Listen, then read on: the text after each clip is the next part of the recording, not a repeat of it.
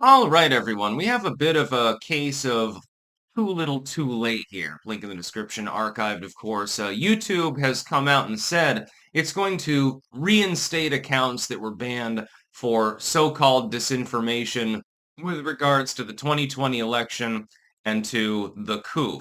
They've ended those policies now, and now you're allowed to question the narrative, so to speak, because reasons. They've never quite made it clear why they instituted them in the first place.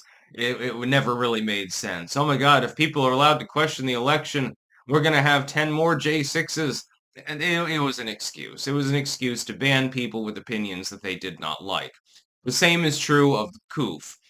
When people protested against face diapers, they got banned. When they said, look, we have scientific studies showing that this is not doing any good, that none of this is working, they were banned for it for a very long time. I had to take down, for example, I'm pissed. I had to take down hundreds of videos that would retroactively have gotten me banned in the wake of YouTube implementing these policies. It was tens of millions of views across these videos. It's a significant amount of material. I'd already be well over a half a billion views on YouTube alone had I not had no choice but to do that. I had no choice. You couldn't speak out, so I swung over to new tech sites like Rumble and BitChute and started simply talking about it over there. YouTube was very unhelpful during this period of time because that free flow of information really is what gets things going. And it's not just, the little people like myself, so to speak. It's people in medicine, it's people in science and stuff. They've got to be able to communicate with each other, critique one another. That's how science works. That's the whole goddamn point. With election disinformation, Google is now coming out and openly saying, yeah, the Biden administration, shh, don't tell nobody. Keep it on page B. Don't make it front page news, please, because, we're going to get hammered in the back of the head for this. But yeah, the Biden administration did coerce us into taking down material that they happened to disagree with. And we went along with it. But we're sorry. It's, we're sorry. We're reversing our decision. Too little, too late. That's the long and short of it. YouTube should never have engaged in those policies in the first place. They never should have been allowed to engage in those policies in the first place. Section 230 needs to be reformed. YouTube is quite clearly a platform. 99.9% of everything on the site, it's not contractual or anything like that. It's made by people who simply upload videos. It is quite clearly a platform. If they want the broad protection of 230, they should have to declare themselves officially a platform and not be able to do this again. So I appreciate the sentiment. It's better than keeping people banned for absolute nonsense. But this is only a very minor measure. It reminds me of the NSA spying scandal. The NSA, by the way, is still spying on everything that you say.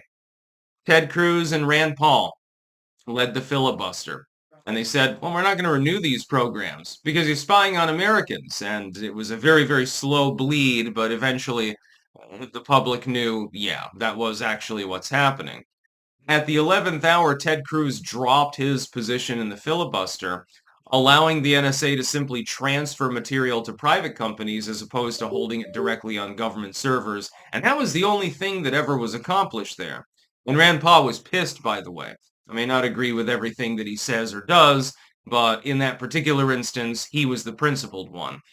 Ted Cruz is now concerned about the FCC for some reason. Very, very strange bedfellows are being made in politics at the moment, you will see. So YouTube's move, I mean, it's positive. It's the right thing to do. It's just there you never should have banned them to begin with. And saying, well, we made a boo-boo.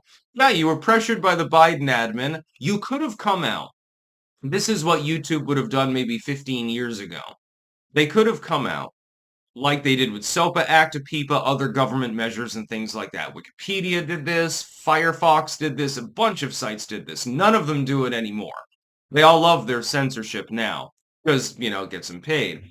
They could have come out and told their users, mass email, mass notification, dedicated video, tweets, etc., and said, look, the Biden administration's been snooping around back here and is trying to get us to ban our own users.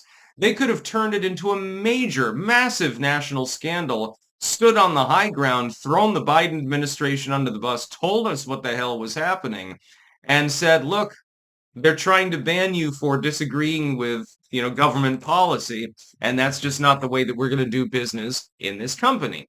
They could have grandstanded. They would have gained new users. They would have gained a cult loyalty almost. What the fuck is the U.S. government going to do to a company as big as Google slash Alphabet? Google's not even the parent firm. YouTube is enormous. It's owned by an even more enormous Google, which in turn is owned by an even more enormous Alphabet. You have more resources than virtually any other company in the entire world. You could have used that for good. Instead, you chose to use it for evil. I noticed that the "don't be evil" line that Google used to use has gone the way of the dinosaur. That's what should have been done. This is a band-aid on a gaping wound, so to speak. YouTube got gutted.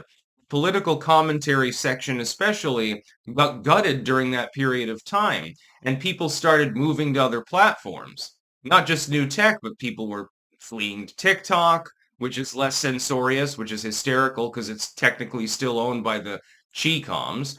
The Chi-coms. Sorry, when I mispronounce that, everyone jumps down my throat.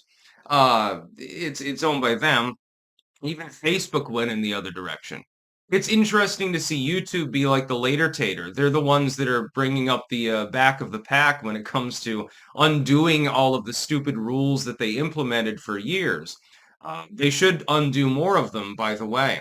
I'm thinking of looking into whether I can get my original account reinstated as well. Probably not. Is it really worth the trouble? Maybe not, but it would still be funny, I suppose. YouTube is still heavily censored. This is a very small move in the right direction, and I can't bring myself to give them considerable credit. Right idea? Yes. Okay. I'll give you credit for that. But is it enough? Or did you literally destroy thousands of people's careers for simply having the wrong opinions? You'll excuse me if I'm still on their side and not on yours. That's about all. Peace out. Oh, well, I would end the video. If my mouse were still working.